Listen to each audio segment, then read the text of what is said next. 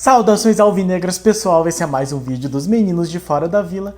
Eu sou Danilo Rattori e esse é o nosso tradicional giro de notícias. Mas antes de começar, peço que você dê aquela força pro nosso canal, se puder aí se inscreve, é de graça, deixe seu like, comente aí o que você acha das nossas notícias, comenta, repercuta a sua opinião, porque esse é um espaço para que todos tenhamos voz, estejamos ou não na Vila Belmiro, em Santos, ou perto do nosso amado Santos Futebol Clube.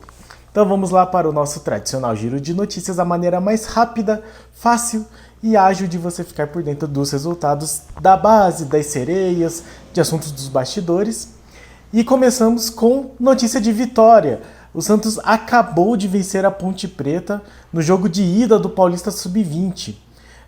Acho que é a fase das quartas de final, não tenho certeza agora. O Santos conseguiu se classificar. Inclusive, nós não comentamos aqui, a classificação do Santos veio com uma goleada em cima do Taubaté. O Santos estava no grupo do Taubaté, do Amparo e do Guarani, chegou a ficar em terceiro, estava numa situação meio complicada e conseguiu aquela vitória sobre o Guarani, que nós falamos no último giro de notícias. Jogou contra o Taubaté segunda-feira, venceu por 5-1, gols de Victor Michel, Juan, Lucas Barbosa, João Pistelli e Fernandinho. E com isso conseguiu se classificar em segundo com 9 pontos, passando aí, garantindo a classificação em cima do Taubaté. E enfrentou o segundo, o Santos ficou em segundo e enfrentou o primeiro lugar do outro grupo, que era a Ponte Preta.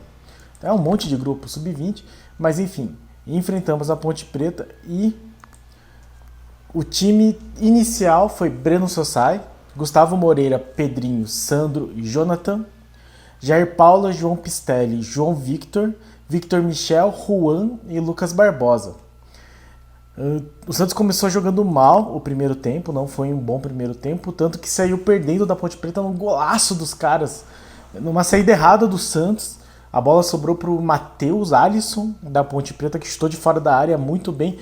Muita chuva lá de novo na Vila Belmiro, mas acho que foi no CT Rei Pelé, mas de qualquer forma, na Vila Belmiro possivelmente está chovendo também. Mas o gramado muito bom, não teve tantos problemas, mas o Santos em si jogava muito mal. Domínio da Ponte Preta, não conseguia sair. Mas logo no começo do segundo tempo, o Santos já voltou bem melhor. Teve acho que 2 substituições no intervalo, deixa eu só confirmar. Se não me engano, saíram Jair Paula e Pistelli, entraram Fernandinho e Matheus Nunes. O gol do Santos foi um gol de cabeça, o primeiro logo no comecinho, gol de Gustavo Moreira. Então, cruzamento de Pedrinho, Santos 1, Ponte Preta 1.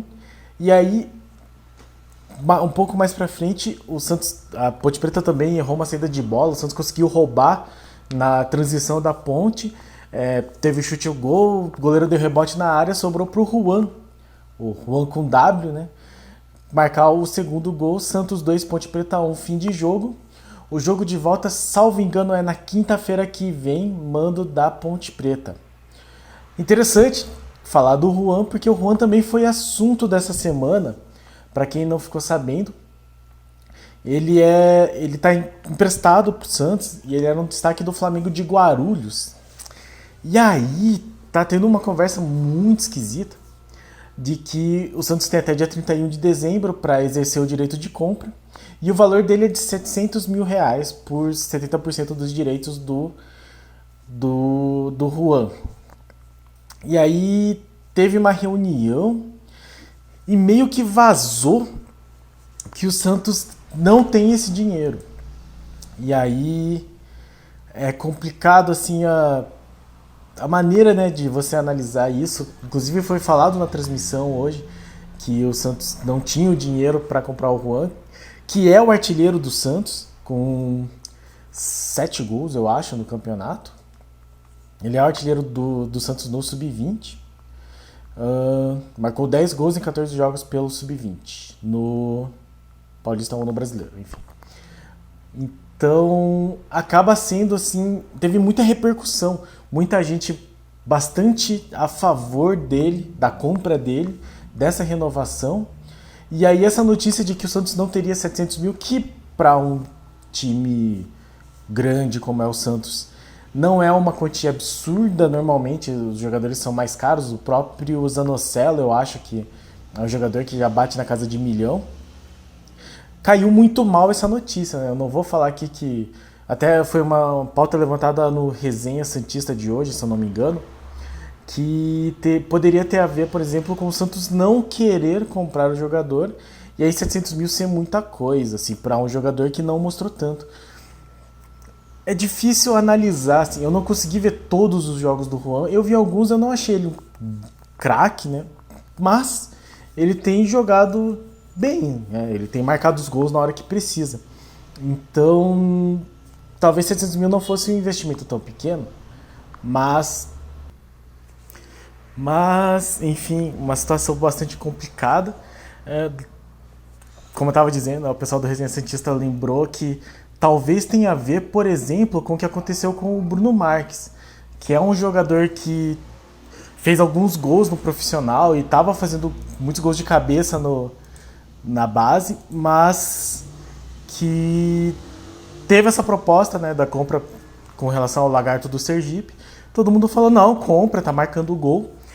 Chegou depois que foi contratado e não mostrou futebol, não por ter sido contratado ou não, mas simplesmente porque ele não tinha esse potencial todo mesmo, né? Ele não era assim um grande jogador. Então talvez exista aí esse receio também com relação ao Juan. Particularmente falando, 700 mil não deveria ser um grande problema para o Santos conseguir esse valor. Acho que até valeria a pena. De novo, dos jogos que eu vi do Juan, eu não achei que ele foi tão bem. Mas tá marcando o gol, não dá para negar isso. E aí o Santos tá aí se reunindo para tentar... Não sei se já tá definitivo que o Santos não vai comprar porque não tem dinheiro, não tenho certeza. Mas vamos aguardar e ver o futuro do Juan, que vai seguindo marcando gols numa boa campanha desse time paulista sub-20. Então, com isso, Santos vence a Ponte Preta, 2-1, e aí esperamos aí o jogo de volta na próxima quinta-feira, caso eu não esteja enganado. Sendo na quinta-feira, falaremos sobre isso no nosso próximo giro de notícias. Falando das outras categorias, o Sub-17, que está disputando o Paulista Sub-17, que é o time do Gabriel Bussinger, o Gabisa, perdeu do Red Bull Bragantino por 3-1. O gol do Santos foi marcado por David. O time titular foi Rodrigo Falcão, Herbert, depois Netinho, Cauã Rocha, depois Hugo, Vitor Mota e Gerson, depois Alisson Matheus, Gustavo Henrique, depois Luiz Felipe, 2 nomes de zagueiro, Ian e Gabriel Bontempo, depois Bernardo, Pedro Amarante, David e Eduardo Pereira. O Santos vai enfrentar o mesmo adversário, né, no próximo sábado, dia 20, também conhecido como amanhã. Então enfrenta o Red Bull Bragantino às 11 da manhã. Este é o Sub-17. No Sub-15, o Santos venceu o Batatais por 8-0. Os gols foram marcados por Samuel, Isaac, 2 gols do Paulo Vitor e 4 gols do Matheus Lima. Com o Santos agora líder do grupo 10, com 7 pontos em 3 jogos disputados. Então o time foi a campo com Thomas, João Sherman, depois Caio Nali, Diego Santos Samuel e João Vitor Souza, depois Eliseu, Lenin Everton, depois Eduardo Quindio e Matheus Lima, depois Isaac. Eduardo Felipe, Rodrigo César, depois Paulo Vitor e Arthur, depois Cauã Christian. Também vai repetir o adversário no próximo sábado. O Sub-15 enfrenta o Batatais amanhã.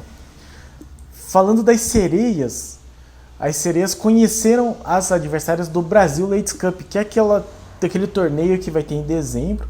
Vai dar aí um calendário, vai ser bom, a gente vai ter assunto para falar depois do campeonato. A primeira rodada da competição é dia 12 e o Santos enfrenta aí o time de verde, o rival verde, o Palmeiras, às 2 da tarde. Jogo aí complicado. Vai ser do dia 12 ao dia 19, na cidade de São Paulo. Então vai ter transmissão do Sport TV, já que não tem calendário, pelo menos um bom futebol para nós assistirmos. Nessa primeira rodada, não sei como é que vai ser o esquema. Turno único, melhor colocado de cada grupo vai para a grande final. Então o Santos enfrenta o Palmeiras dia 12, o Santiago Morning do Chile dia 14, o Flamengo dia 16. Caso fique em primeiro, vai enfrentar o melhor time do grupo B, que tem Ferroviária, São Paulo, River Plate e América de Cali. Então todos os jogos vão ser aí transmitidos pelo Sport TV. Uma boa programação aí, uma boa agenda pra gente ter pauta durante a intertemporada. E esperamos com o Santos na primeira divisão. Falando das Sereiinhas, né? Agora a base, elas venceram mais um jogo, venceram o Centro Olímpico por 6-0 e garantiram a classificação no Paulista Sub-17. Elas já vinham aí de 2 vitórias, né? Venceram o Corinthians por 2-1, já falamos aqui, e venceram o União Mogi por 13-1. E agora com esse resultado estão aí na próxima fase do Paulista Sub-17 e vão receber o SCA Brasil, mando do Santos, CTR Pelé, no próximo domingo, também conhecido como depois de amanhã, às 3 da tarde, transmissão do Eleven Sports e Paulistão Play. Falando aqui um pouco de outras notícias, né? Nós tivemos aqui, eu vou falar aqui de 2 notícias que iremos comentar mais a fundo talvez em outros vídeos, mas o Santos foi denunciado pelo lançamento de uma baqueta pela torcida do Santos no jogo contra o América Mineiro, aquela derrota fatídica. E na época teve uma notícia que o Santos ia só pagar uma multa, foi meio que junto quando a torcida do Grêmio invadiu o gramado e quebrou o VAR e ameaçou a arbitragem. Então, o Grêmio teve um tipo de punição e agora o Santos foi efetivamente denunciado, então vai ter um julgamento que pode implicar em perda de mando. O julgamento é dia 23 e a punição que a galera tá divulgando é que pode variar de 1 a 10 mandos de campo perdido pelo Santos. Para explicar melhor a situação, já vou fazer aqui a nossa propaganda. Segunda-feira nós estamos agendando para falar com o Dr. Rafael Cobre, especialista em direito esportivo, para ele nos explicar exatamente o que pode acontecer com o Santos e se existe sim um risco real e palpável de nós perdermos esses últimos 2 mandos. Lembrando que é dia 23 o julgamento, dia 25 o Santos entra em campo contra o Fortaleza em casa, com o jogo marcado em casa.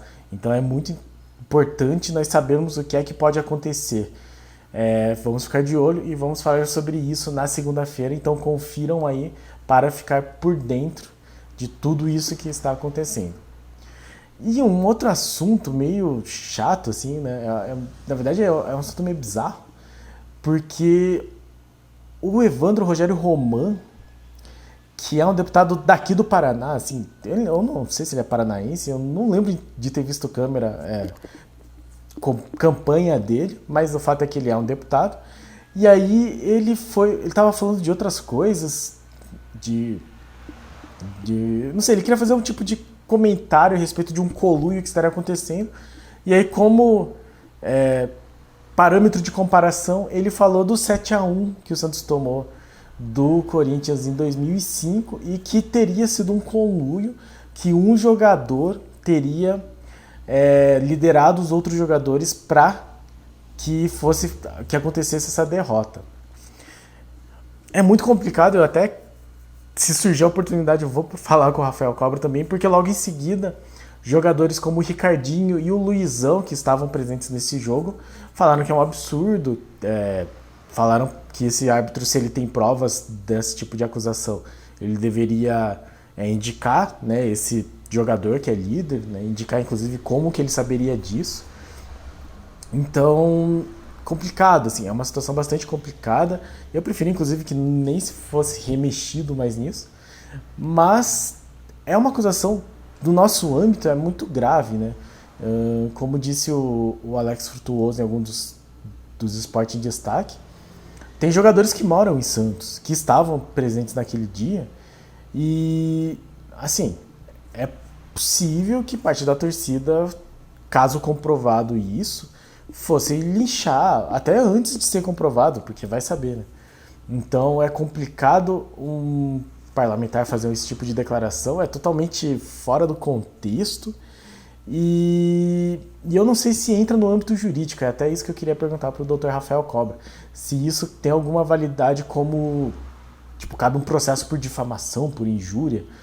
E eu acho que é um assunto bastante complicado, apesar de não parecer assim, né? Apesar de ser, tipo, entregou um jogo, beleza, mas é um assunto muito sério, principalmente para nós torcedores. Não sei exatamente qual que vai ser o futuro dessa situação, não sei se outros jogadores...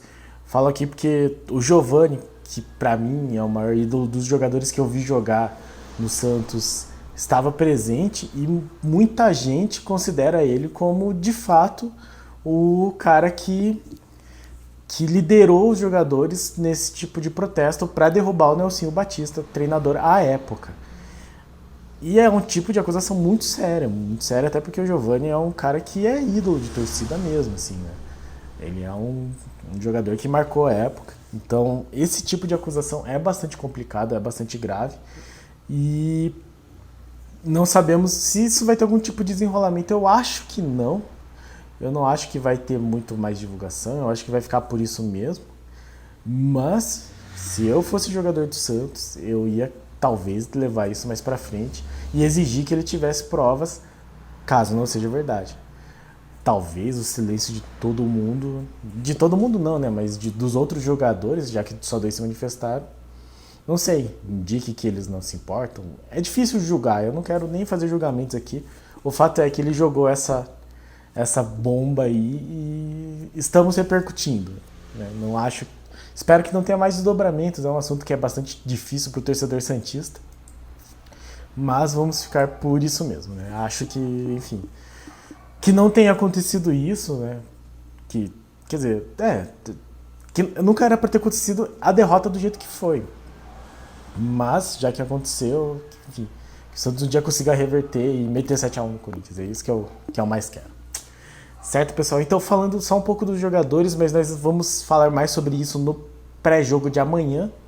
O Marinho não foi detectada a lesão, mas eu não acho que ele vai entrar em campo contra o Corinthians. Vamos ver se vai ter algum... Vamos ver como é que ele vai ser, né? Se ele vai estar entre os relacionados, se vai estar na escalação provável do time. E o Lucas Braga já garantiu a volta dele, ele está em condições e deve voltar a campo e deve voltar a ser titular.